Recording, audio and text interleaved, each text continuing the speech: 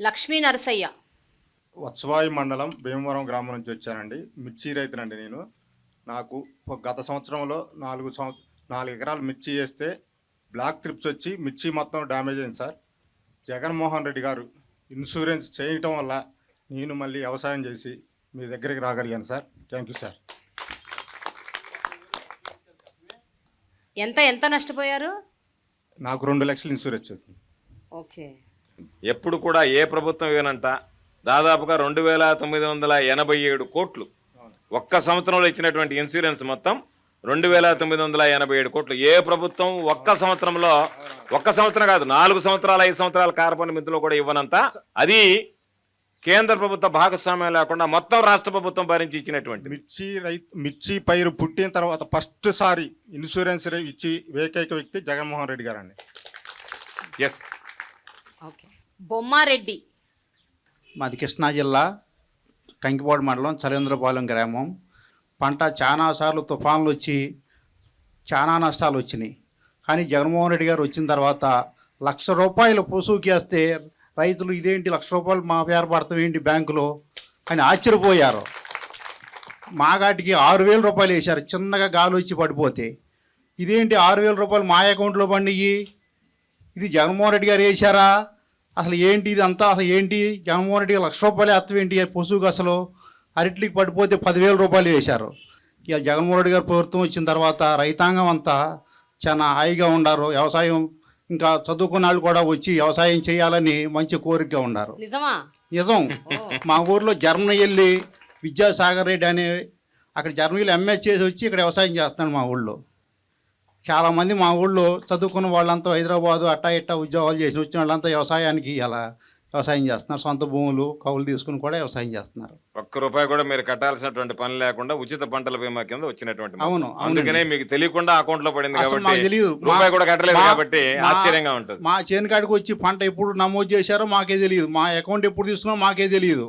ఇంత పంట నష్టపోయింది కాబట్టి నీకు 4 ఎకరాల భూమి ఉంది, ₹4,00,000 పండి, ₹5,00,000 పండి, ₹1,00,000 పడ్డాయి, ₹50,000 పడ్డాయి. కౌలు రైతు కూడా ₹50,000 పడ్డాయి, ₹1,00,000 పడ్డాయి. చాలా ఆశ్చర్యకరమైన విషయం. అసలు ఎప్పుడు ఏ ముఖ్యమంత్రి వ్యవసాయం పుట్టిన తర్వాత అసలు ఎప్పుడు ఏ ముఖ్యమంత్రి ₹1,00,000 వేస్తామనే అసమమైన విషయం. 2వ సంవత్సరం మళ్ళీ పంట నష్టం వచ్చింది, మళ్ళీ ₹75,000 వేశారు. మళ్ళీ 2వ సంవత్సరం మినుముకి మళ్ళీ వాన గురించి పోయిన సంవత్సరం వచ్చి ఎకరానికి ₹3,000 వేశారు. మళ్ళీ చాలా సంతోషంగా ఉంది. రైతు భరోసా కేంద్రాలు బాగా పనిచేస్తున్నాయా? బాగా పనిచేస్తున్నాయండి. బాగా మీకు ఉపయోగపడుతున్నాయా? బాగా ఉపయోగపడుతున్నాయి. మొన్న మా ధాన్యం తడిచిపోతే నన్ను చెప్పారు, రైతు భరోసా కేంద్రంగా చెప్పాను, వాళ్ళే వచ్చి స్వయంగా మా ధాన్యం వాళ్ళే తీసుకెళ్లారు. ముఠా కూడా వాళ్ళే పంపించారు. మేము రైస్ మిల్ కాడికి వెళ్ళాల్సిన పని లేదు. ఇదో రైస్ మిల్ కాడికి వెళ్ళిన తర్వాత బేరాలు అడిగేవాళ్ళు, 400కి ఇస్తావా, ₹1,000 ఇస్తావా, 1,100కి ఇస్తావా అని. నాకేం సంబంధం అయ్యా, నేను ఎందుకు వస్తానయ్యా, నాకేం సంబంధం, మీరు తీసుకెళ్ళి మీరే అమ్మండి అయ్యా అని చెప్పాను నేనే.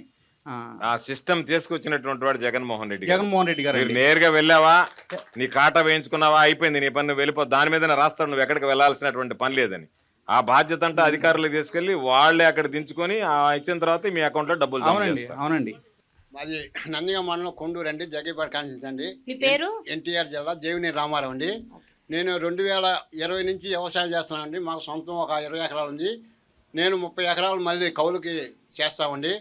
మరి 30 ఎకరాలను ప్యాడీ వేస్తాను, ఒక 10 ఎకరాలను మిర్చి వేస్తాను, ఒక 8 ఎకరాలను పసుపు వేస్తామండి. మాకు 2021లో మరి జగన్మోహన్ రెడ్డి గారు మరి పసుపు మరి ఈ క్రాప్ చేసుకున్న తర్వాత మరి ఆ సంవత్సరం మరి 7 ఎకరాలు వేసినా కూడా 7 ఎకరాలకు కూడా ₹7,00,000 మాకు తెలియకుండానే మరి ఆ అకౌంట్లో డబ్బులు పడినాయండి. మరి అలాగనే మరి పోయిన సంవత్సరం మరి మళ్ళీ పసుపు పంట నష్టం వస్తే మరి ₹78,000 ఇచ్చారు ఎకరానికి.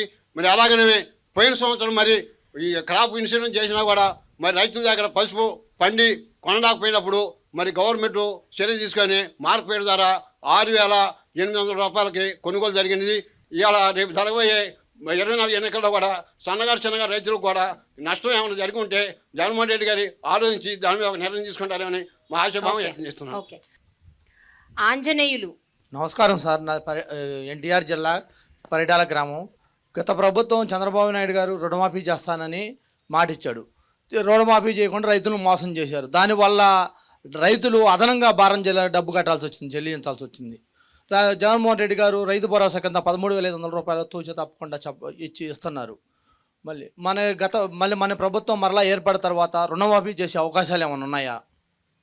ప్రభుత్వం ఇది చంద్రబాబు నాయుడు లాగా మాట్లాడేటువంటి ప్రభుత్వం కాదు. బహుశా రైతులకు గుర్తుండి ఉంటుంది 2014 ఎన్నికలకు ముందు బ్యాంక్ అధికారులు పాపం రైతుల మీద పడ్డట్టు, పాపం ఆ ఇల్లాలు జప్తు చేయడానికి వస్తే అయ్యా 2 వారాలు ఆగండి ఆయన వస్తున్నాడని చెప్పడం. ఆయన ఎవరు అంటే చంద్రబాబు నాయుడు నేరుగా మెడలో ఒక పచ్చకండ వేసుకొని నేరుగా వచ్చి బెల్లగొట్టి 2 ఏళ్ళు చూపించాడు. 2 ఏళ్ళు చూపించి రైతులకు 3 నామాలు పెట్టి వెళ్ళిపోయాడు. కాబట్టి ఈ ప్రభుత్వం ఒక విశ్వాసం విలువలతో కూడుకున్నటువంటి ప్రభుత్వం. కాబట్టి మేనిఫెస్టో తయారు చేస్తున్నారు. ముఖ్యమంత్రి గారు సాధ్యాసాధ్యాలు పరిశీలించి, ఎందుకంటే మన క్రెడిబిలిటీ ఏమిటి అంటే 2019 ఎన్నికల్లో ఇచ్చినటువంటి వాగ్దానాల్లో 99%, బహుశా దేశ చరిత్రలోనే 99% హామీలు అమలు చేశాం. కాబట్టి మరలా అదే విశ్వసనీయతను కొనసాగించే పందాలో అన్ని రకాలైనటువంటితో పాటు రైతుల మీద ప్రత్యేకమైనటువంటి దృష్టి పెట్టి రైతులకు ఎంత మేర మనం సహాయపడగలం అనేటువంటి దాని మీద ముఖ్యమంత్రి గారు ఆలోచన చేస్తున్నాడు. తప్పనిసరిగా మేనిఫెస్టో వచ్చిన వెంటనే రైతులకు సంబంధించి ఏ కార్యక్రమాలు అనేటువంటి కూడా స్పష్టం చేయడం జరుగుతుంది. తప్పనిసరిగా ఈ ప్రభుత్వం రైతు సంక్షేమానికి కట్టుబడి ఉంటుంది అని చెప్పి మాత్రం నేను చెప్పగలను.